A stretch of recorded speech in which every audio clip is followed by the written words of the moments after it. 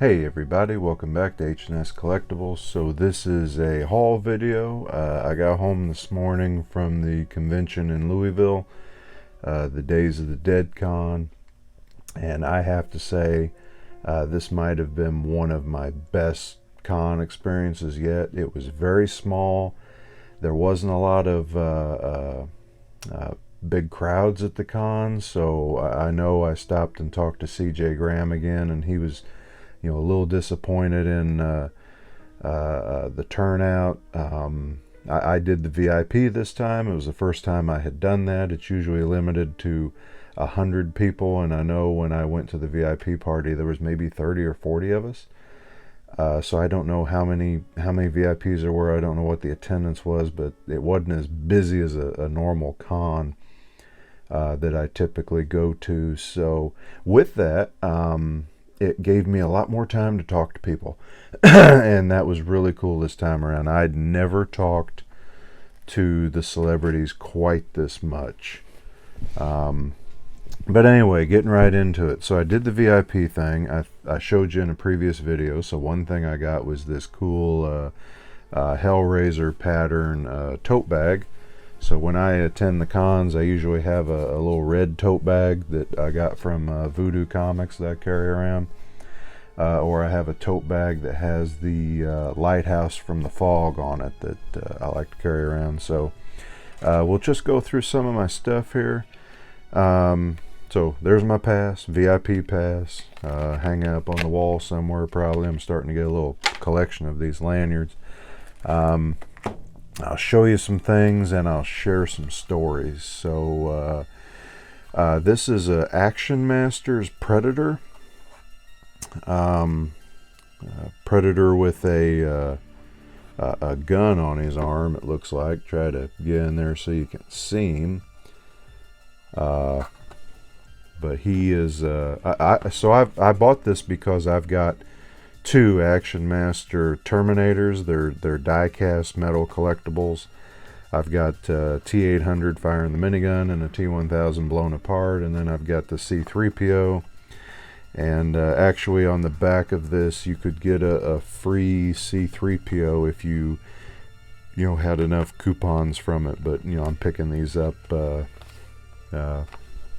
here and there, and $2, $3, $4 a piece seems like was the going price, and he was about 10, so I went with that.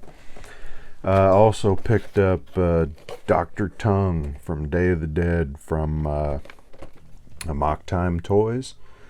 So Amok Time, they do the Monstars series. You can see it up there on the side. Monstars, they're the ones that do the Creepshow figures that I've done a video on, the Father's Day one.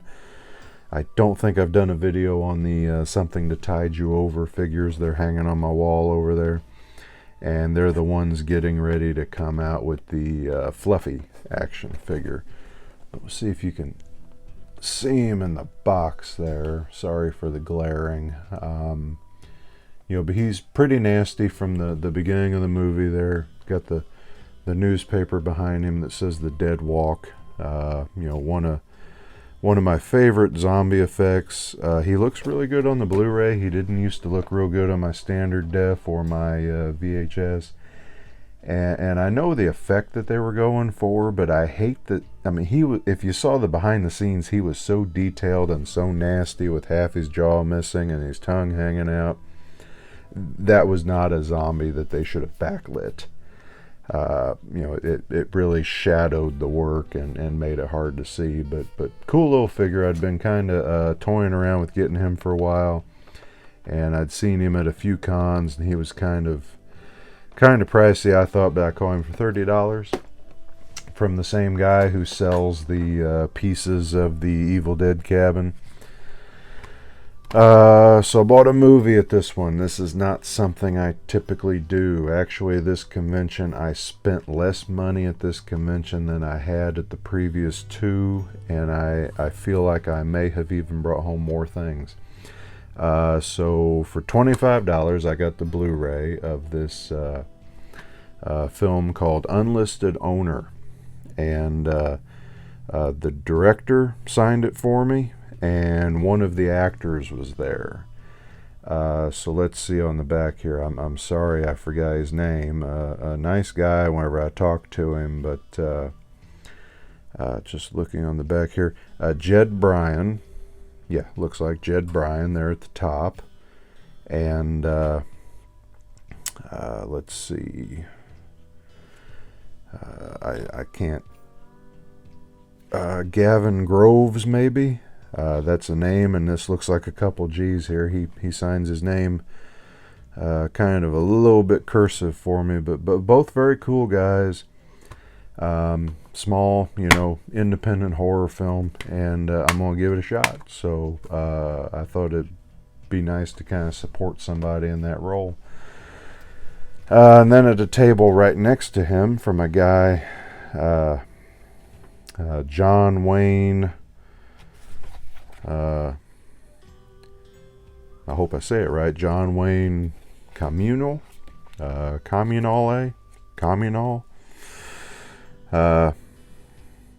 He wrote this book called As Seen on TV. And he had a lot of books there, but this one just sounded a little intriguing to me. It was $12. So it says, Artie is a serial killer obsessed with As Seen on TV products. Collecting and modifying these items is his only passion outside of killing, which he's been doing for a long time. Far longer than most of his peers. Artie always took special care to make sure he remained free. Now a strange small man has moved in next door to him, and the smell of popcorn hangs thick in the air. After a few odd interactions with him, Artie starts to wonder if there's something other than himself that's kept him from being caught. So, just sounded kind of cool. $12, real nice guy. Talked to him for a little while.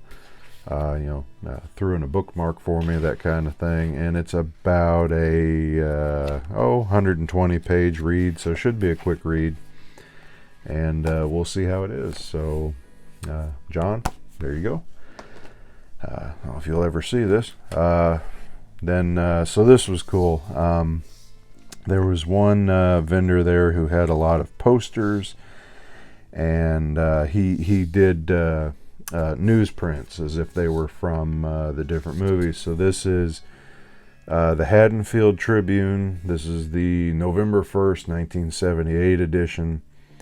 And the headline, Escape Mental Patient Kills... Escape Mental Patient Kills 3 Halloween Night. And there's Donald Pleasance as Dr. Loomis. There's Lori and her friends, and a little news article about it in the frame for $10. And it's got a little bit of aging effects, and it's yellowed paper, like an old newspaper would be. I thought that was just too cool, and decided to get it. And he had a second one that we made a deal on. So instead of $10, he gave them both to me for $18. Get the glare of my screen off there. So this is from the second night, or the rest of the night, I guess, right? There he is walking around the hospital. Michael Myers, believed to be dead. There she is, being wheeled out in the wheelchair, and the nurse with her. 12 or more feared dead. So just kind of cool. Something I'm going to try to find some room in this office for to hang up. Being a VIP, I got a goodie bag. So I got sunshades for my car. I got a Louisville Days of the Dead poster. I also got a t-shirt that has the same print on it. So that's kind of cool. I had a choice of getting a magazine or glass. I guess they normally give you a glass and maybe a shot glass, but they said that they had a big glass disaster, and because of it, I could choose between getting a pint glass or this magazine, and I've got enough glasses, so I went with this. And this is a Phantasm magazine focused on Night of the Living Dead, and this is normally a $20 magazine. They did have a stand there, but this whole issue is just all about Night of the Living Dead. And Night of the Living Dead is one of my favorites. definitely a classic. So I thought this was the way to go, and that was kind of cool to be thrown in there as a a freebie. And before I get too far from the newspapers, I bought this at another stand. Of course, this is a reprint of the newspaper that gets blown up against the trash in the wind at the beginning of Day of the Dead. So I might even distress and crumple this thing up a little bit more and then get it in a frame. And the date on it is supposed to be Friday, July 9th, 1984. So I'd seen that at a con. It's the same guy who I bought Evil Dead the musical off of, and a few other things. He has them. $20 for the reprint. And this is, I don't think it's coming across, but this is actual newspaper. It's got the little creases and little holes in the side there like you see on an older newspaper. So pretty cool. And now we get into some art prints. Of course, I'm saving some of the best items for last, but one artist that we met there, and I apologize. I left his card in the other room, but he had some cool stuff. So I'm a Western fan, and with that, a Kurt Russell fan too. So he did this drawing of Kurt Russell in Tombstone that I just thought was great. And I also picked up his drawing of Val Kilmer's Doc Holliday. And I thought I might frame them and put them near each other like that. So, Tombstone's one of my favorites. It's one of those movies that if you catch it on TV, you at least have to watch until the point that Kurt Russell screams, "Hell's coming with me." Definitely one of my favorites. So I bought a canvas print off of this artist, and he told me that for the rest of the weekend, all of his paper prints he'd given to me for $5. So my son hit him up too, and my son got this God of War print. This is a limited edition, 107 out of 200 prints that he's made up. Pretty cool Alien versus Predator print, and he would sign it either direction. So Alien or Predator was on top. My son chose to have him sign, so Predator was on top. And then a Doctor Strange print that my boy thought was pretty cool. Also got a Jack Skellington print that for my wife that's in the other room. But this is the canvas print that I bought off of him. And actually he's tucked a card in the back of it. Patrick Rasmussen, but he's Fantasy, like Phantasm, Fantasy Realms Art Studios. So Facebook, he is Fantasy Realms. Hope it's showing up. I'll put some of this down in the description too, but very nice work, very nice art. He did this canvas print. This was $35, and I just really like that likeness of Bruce Campbell. And then the trees are actually I think he said they were the Spirit of Lucy trees from Japan that look like women dancing. And I don't know if I would have really made that connection till he told me, but it's a very cool looking background.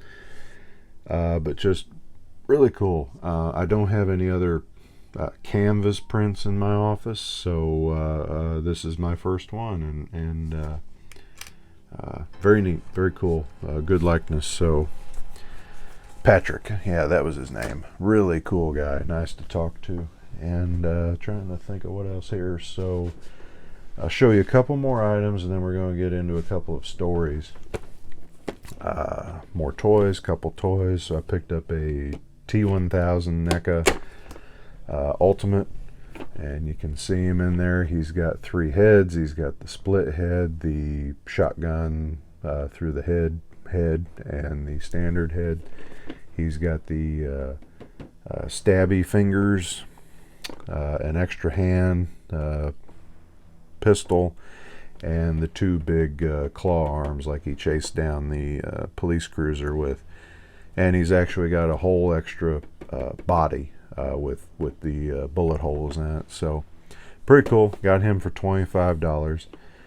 At the same table, my boy got some pop figures. They were selling all their pop figures for $5, and this was $25. So I was willing to go that. I thought it was a good deal. And then this one is kind of odd, I thought. So I don't know if you have seen Earth versus the Spider, but from what I can remember from it, it was a pretty bad movie. But it did have Stan Winston effects in it. And this is Quentin from Earth versus the Spider, the guy who gets genetically tested on and turns into a spider.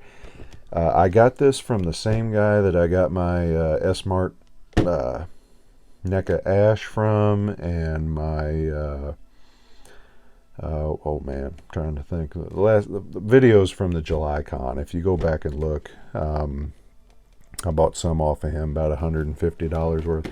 This was $20. As big as this is, I guess it's just popularity that makes the price cheap.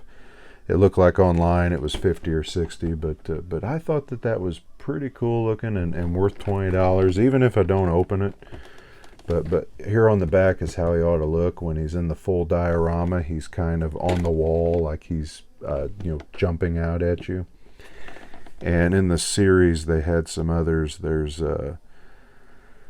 something from the day the world ended, something from Teenage Caveman, from Future. It's a future mutant. It says here, for the first time ever in the action figure world, we're taking you for a look behind the scenes at the creation of the figure. So this also comes with a CD, or maybe it's a DVD. I think it's just a CD in the background of Stan Winston creatures for behind the scenes footage on putting him together. So I just thought that was a cool find. Like I said, I looked at it and I thought, wow, I remember that as being a pretty bad movie, but I think that's a pretty cool looking figure. So these last few items, there's a story along with each one of them that I'll tell you real quick. So while I was there, I was able to meet and get an autograph from Judith O'Dea, who played Barbara in the original Night of the Living Dead. She was really cool to talk to. Really piece of movie history there to me. I mean, 51 years ago was Night of the Living Dead, and she was there and she was excited, and yeah, she was excited that people were still into the movie and wanted to talk to her. And she wrote Cody, What's Happening, signed her name Judith O'Dea, wrote Barbara, and we talked about the line, they're coming to get you, Barbara. We're what movie scared us when we were kids. I talked about this one in particular. This is the furthest back scary movie I can remember watching that gave me a nightmare, which was very few, but I was like 4 or 5, I think, when I saw it. So I can remember having some nightmares from that. And she said that the movie that really scared her was going to see House of Wax with her father. So thought that was funny. She was just a treat to talk to. So glad that I got to meet her. Then I got an autograph from, and I know I'm going to butcher his name. I always do, and I apologize. But Mizuo Yoshida, I want to say. Of course, he played Godzilla in Godzilla versus Mothra and King Ghidorah, and then he also played Legion in the Gamera movie. That Ben pointed out. Thanks for pointing that out in my earlier video, Ben. But very cool guy, very enthusiastic, very energetic. He was excited to be there. He didn't speak English, and he had a kind of a handler with him who he spoke enough English to tell me, how much the autograph was going to cost and what the other items on the table cost. But I really dig that picture. So he makes 1, 2, 3. This is the 4th Godzilla suit actor autograph that I've got in my collection. So very cool. And I'll flash up pictures of me and maybe my boy with these people as we go. Autograph picture of Ross Marquand. Is that how you say his name? This was part of my goodie bag for being a VIP. They throw in a free autograph picture from a previous show, just extras that they had. According to the back, this is something that they would normally charge $20 for. I will probably, I don't know,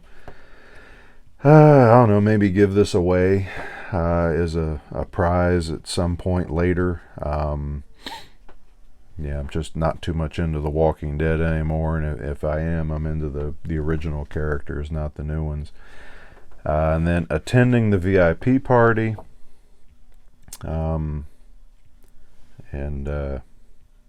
actually, I don't know. I've got some kids that watch this channel, so I'm not going to put this up here. I got a free autograph picture of Carmen Electra. She was at this show. I didn't, go to get her autograph, but at the VIP party there was door prizes and a free t-shirt, a free Previous Days of the Dead t-shirt that had a real cool Grim Reaper on it but was not in my size. I got that. My boys got it now. And the Carmen Electra photo. But then my best autographs, the ones I've saved for last here. So we'll start off with what my son got. And my son asked me, so I went down and talked to the Phantasm people Friday and spent quite a bit of time with them. Of course, got in a half hour early, with the VIP pass, and was able to spend a lot of time. I talked to these guys a lot all weekend, and I think that's part of what made this such an awesome weekend for me. But my son asked if I would wait to get my Reggie autograph till he was there Saturday, because I don't know if I said earlier in the video, he had a Saturday pass, I had a weekend pass. So I was there all night Friday without him. He was hanging out in the room playing his game, his PlayStation, and then Saturday we were at the con together. So, but he wrote on there for Sam. Let's see, he wrote, "Hey Sam, we gotta snag that tall dude and put a stake through his goddamn heart," was what he wrote on there. And then, of course, signed Reggie Bannister down at the bottom. And, my boy picked a picture of him with the 4-barrel shotgun. So, very cool. And then here's what I went for. So, I had tickets to this show for 2 years because I bought tickets to their 17 show. Didn't use the Saturday pass. Was going to save them for the 18 show in Louisville. That show got canceled. And then they said that they would honor those tickets for this year since the 18 show got canceled. They usually only honor them for 18 months. And then, excuse me, when they announced that it was going to be a Phantasm reunion this year, I went ahead and upgraded to VIP. Well, I didn't upgrade. I just bought a VIP pass, and I gave a buddy of mine my ticket. And then my boy still had his ticket, but I went and I got my Phantasm album signed the rest of the way. Now, to me, this probably completes it. The only other person I can think of that might sign this would be the caretaker, the guy's head drilled by the ball, who, interestingly enough, I guess is going to be at a convention in California soon. In the next couple weeks, I was talking to one guy named Scott, and I'm drawing a blank on his last name. It started with a P. I'm gonna have to look him up on my Facebook Phantasm page. Awesome guy. We had quite a bit of conversation Saturday, enough to the point that I'm sure I was bothering him. But I got them all to sign it. So I had previously had this signed by Angus Scrim back in 2015, and he wrote to Cody and Sam, Angus Scrim, and then he wrote "boy" up in the top. But Don Coscarelli signed it up here for me, and he wrote to Cody and Sam, "keep your balls in the air, Don Coscarelli." Reggie signed right here, and he wrote, "hey Cody, we're hot as love." Reggie Bannister.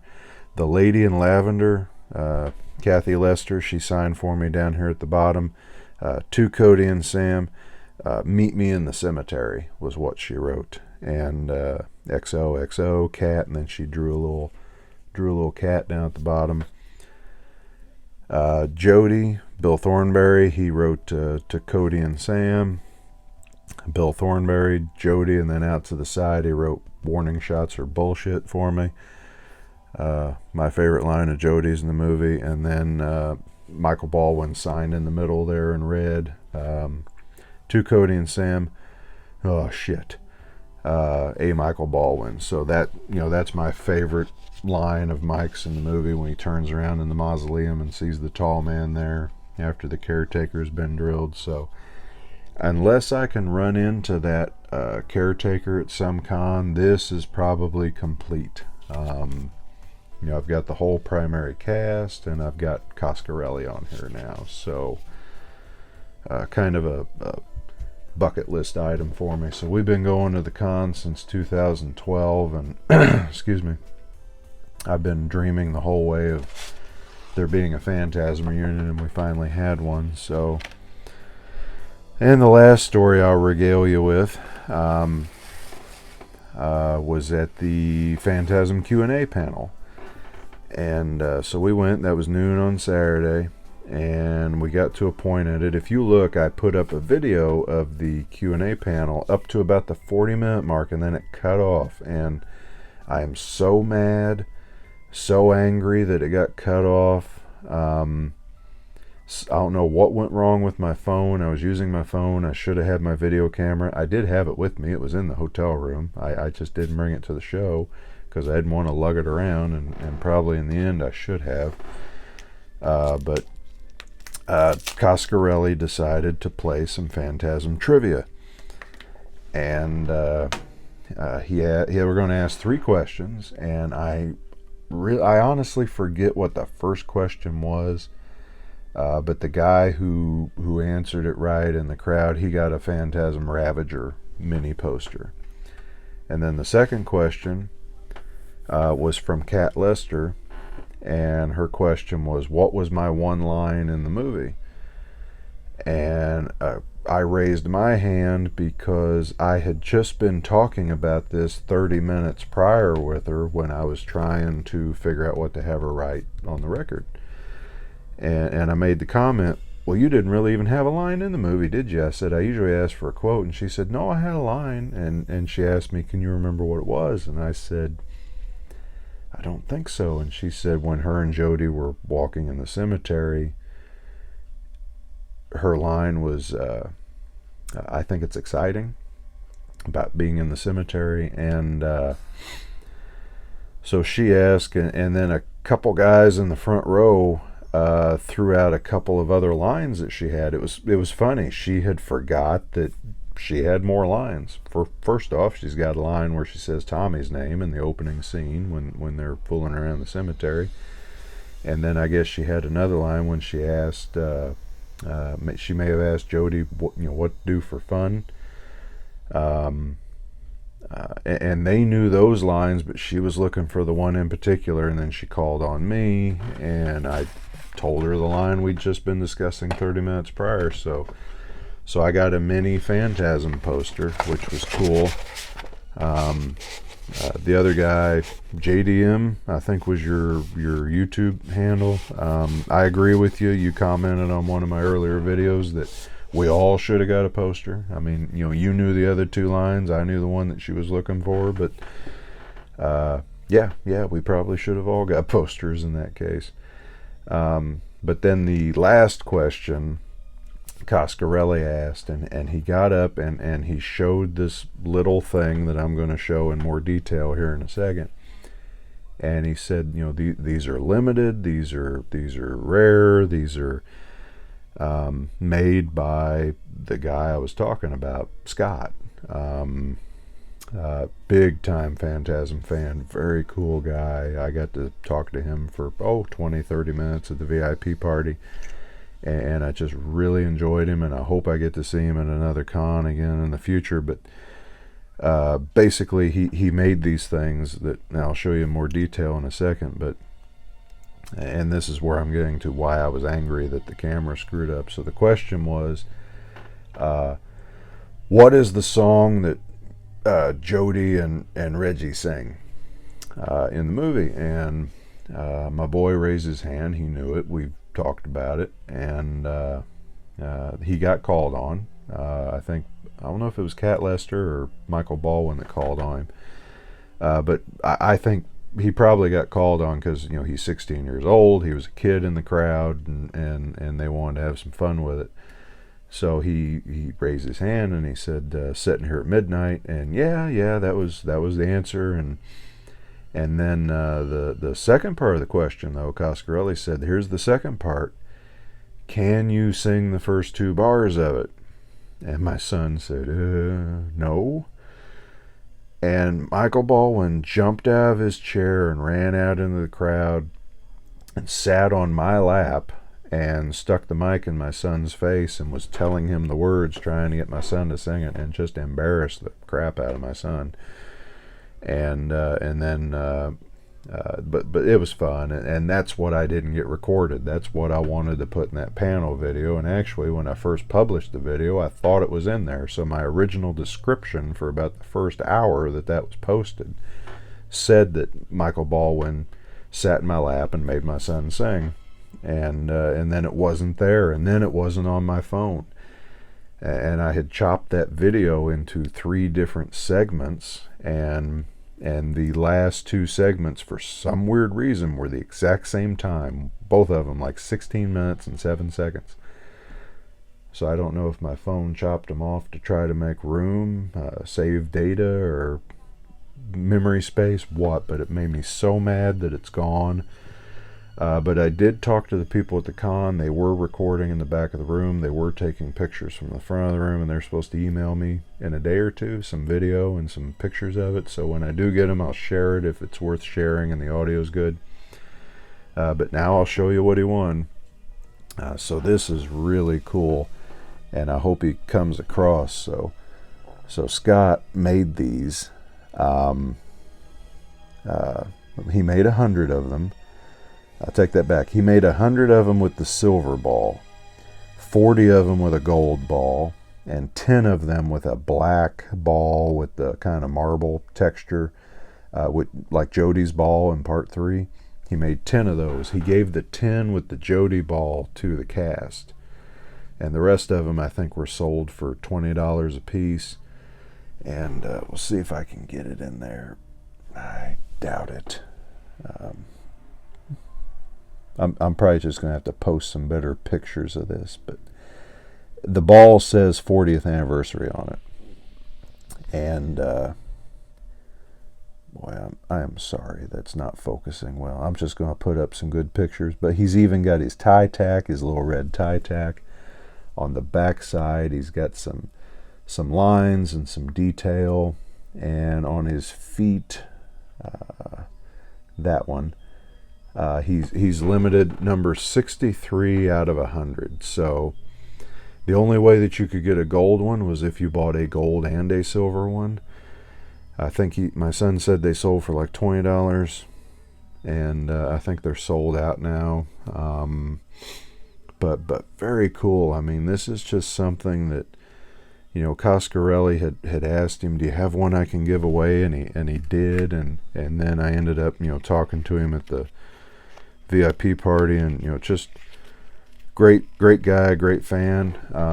Then at the VIP party, I even got to talk to the guy who puts the whole con on, and give him some thoughts, and I had nothing but great thoughts to give him.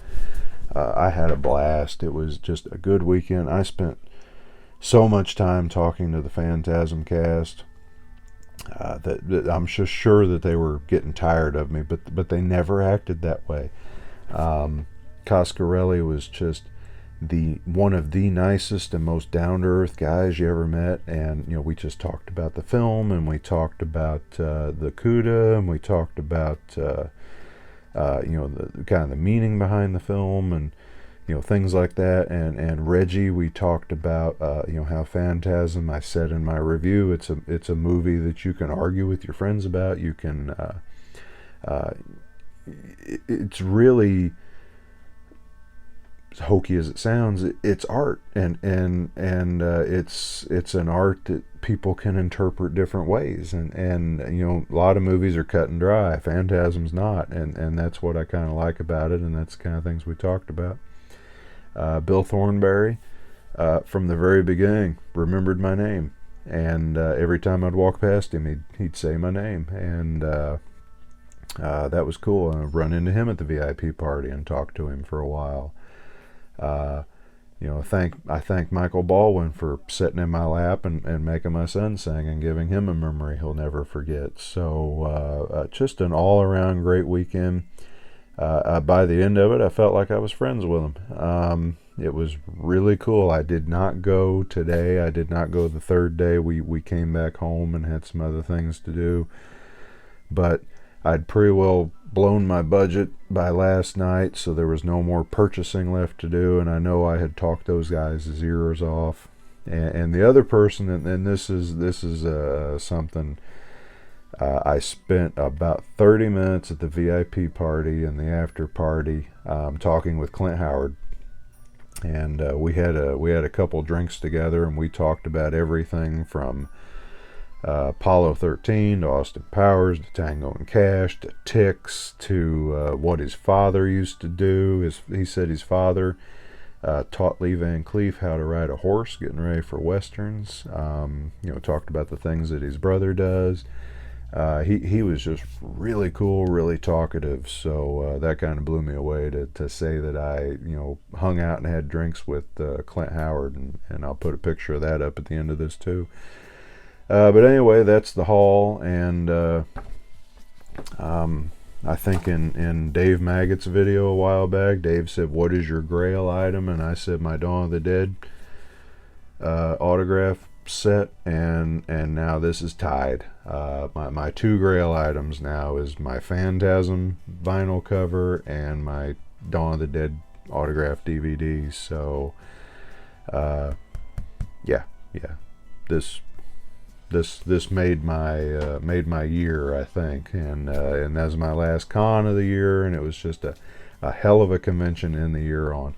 Picked up a few subscribers over the weekend. I hope that you all like what you see, and I'll keep some videos coming. There'll be some toy reviews coming of the things that I got. There'll be a movie review probably coming of that unlisted movie that I bought. What was the name again? I'm already forgetting it. I haven't even watched it yet. Unlisted Owner, and probably the book too. So come back and see me. I will talk to you later, and take care.